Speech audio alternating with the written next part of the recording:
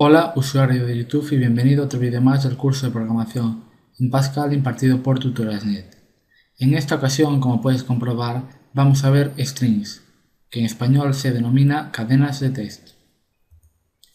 Por definición conceptual, la Wikipedia nos dice: en programación, una cadena de caracteres, palabra, lista de caracteres o frase, string en inglés, es una secuencia ordenada de longitud arbitraria, aunque finita, de elementos que pertenecen a un cierto alfabeto. En general, una cadena de caracteres es una sucesión de caracteres, letras, números u otros signos o símbolos que pertenezcan a ese alfabeto. Bien, vamos a ver ahora una definición esquemática. Podemos definir a un string como un array o vector unidimensional cuyo tipo índice varía de 1 a 255, hablando ordinalmente, y en el rango de los enteros, y cuyo tipo base es char. Como podéis apreciar, tenemos el tipo string, tenemos aquí una cadena de caracteres, que es un string de longitud 13, que veremos en el próximo vídeo qué función nos devuelve la longitud de una cadena de caracteres, y esto implica tener un array cuyo tipo índice es un subrango desde 1 hasta 13, variando en enteros, y el tipo base, es decir, el tipo de cada elemento de este array, es un char. Como veis, tenemos aquí las 13 casillas de nuestro array de longitud 13, evidentemente, y cada casilla tiene un carácter de la cadena Tutorials.net. Bien, pues con este esquema vamos ahora a ver la definición del tipo string. Tenemos un t tipo texto y decimos que es igual a un string y entre corchetes la longitud del string. Y nos dice que k varía desde 0 hasta 255.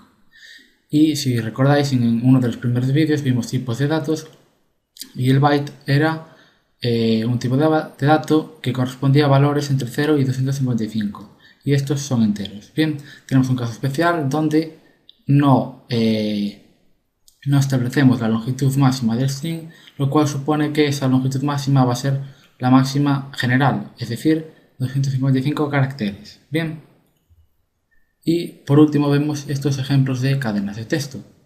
El primero, vemos que tenemos una cadena de texto con espacios al principio, comas, puntos, lo que sea, otro ejemplo más.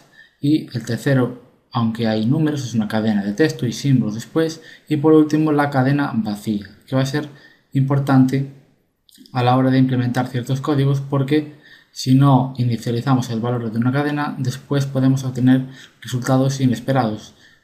Si digo una cadena de texto, como puede ser otro tipo de variable o tipo de dato, si no inicializamos su variable, contiene lo que se denomina comúnmente basura y nos puede devolver resultados inesperados. Vamos a ver entonces la importancia del ejemplo 4 que vimos antes, donde tenemos una cadena vacía. Para ver el ejemplo vamos a utilizar este código que he creado previamente. Nos vamos a fijar esencialmente en esa parte del código. No hace falta conocer el código, simplemente nos vamos a fijar en esta parte. Como podemos apreciar, a una variable string p le asignamos una cadena vacía, es decir, que entre las comillas simples no hay ningún carácter. Bien, posteriormente hacemos un ciclo repetitivo for, desde j igual a 1 hasta post menos 1, que no nos importa la posición, simplemente vamos a hacer un ciclo, vamos a hacer un recorrido de unos ciclos determinados, y en cada ciclo lo que vamos a hacer es, en el primer ciclo, p está inicializado como una cadena vacía, por lo tanto, p ahora va a tener numbim y j. Como es la primera iteración, pues j va a ser 1, entonces el string numbim en la posición 1 vamos a meter, el carácter que tiene numbim en la posición 1 lo vamos a meter en p. Y en el ciclo 2, p va a valer el primer carácter más el segundo, y así vamos rellenando p con el string numbim. Por lo tanto, vamos a tener una copia de numbim en p. Bien, entonces lo que vamos a hacer ahora es probar esta aplicación, primero con la cadena inicializada como vacía y después sin inicializar como vacía. Para hacer esta prueba es diferente a lo que estamos acostumbrados a ver, porque Esto es un comando y se ejecuta desde la consola de comandos y se le da unos parámetros. Vamos a poner código fuente, que es como se llama el ejecutable. Bueno, vamos a dirigirnos al directorio donde está, en el escritorio desktop, y ahora vamos a ejecutarlo. Código fuente, def2ie, sp, son los parámetros para indicarle que es el tipo de conversión de decimal y cubo y simple precisión, y le damos un valor. Y como veis, obtengo un resultado. Esto es un número hexadecimal, pero con formato de cubo. Eso no nos importa. Lo que importa es que con esta sintaxis de parámetros y del valor del decimal obtenemos este resultado. Y es correcto. Eso lo hay que tener en cuenta. Entonces, ¿qué pasa si ahora elimino esta inicialización de esa variable? Compilo, ya me da aquí un aviso de que no he inicializado p, no parece estar inicializada, y ahora vuelvo a hacer lo mismo, y como veis me da un resultado diferente y a la vez erróneo.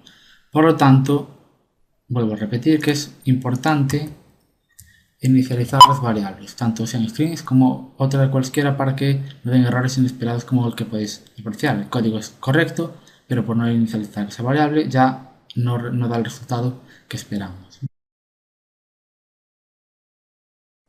Bien, vamos a ver unos ejemplos donde habilitamos la sección var y decimos que t es de tipo string, es decir, un string de 255 caracteres. Bien, definimos t como tutorials.net, definimos este string y visualmente podemos pensar que es un array de la longitud de tutorials.net, que es decir 13, array de 13 posiciones, un array unidimensional cuyo tipo base, es decir, el tipo de cada elemento, es de tipo char. Tenemos 13 caracteres y ahora vamos a hacer un writeLine de t. Simple, y vemos que aparece tutorials.net. Bien, entonces si tratamos a esta cadena de caracteres como un array, podemos pensar que podemos acceder a una posición y modificarla. Pues, por ejemplo, yo voy a decir que esta u, el segundo carácter de este string, sea o. Entonces va a aparecer tutorials.net.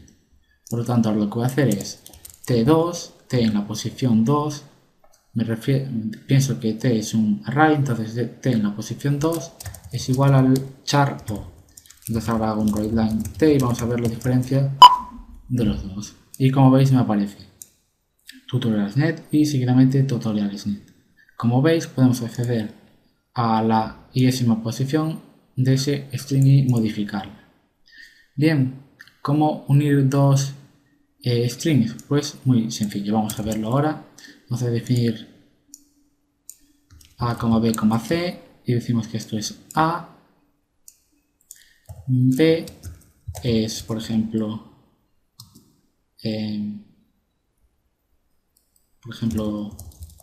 y Pascal, por ejemplo, y lo que vamos a hacer ahora es lo siguiente. Decimos que c es igual a más b. Esto es un operador que si lo utilizamos con strings lo que hace es unirlas, concatenarlas. De todas formas, esto lo veremos en el siguiente vídeo. Aparte, con otra función veremos cómo se concatenan strings. Bien, entonces ahora lo que voy a hacer es writeLine c. Y como veis ahora sale tutorials.net. Aquí no hay ningún espacio, seguidamente en b ponemos un espacio al principio y Pascal. Y sale todo correctamente. Después unimos c, a más b y devolvemos c. Por lo tanto tenemos la unión de esos strings en la variable string c.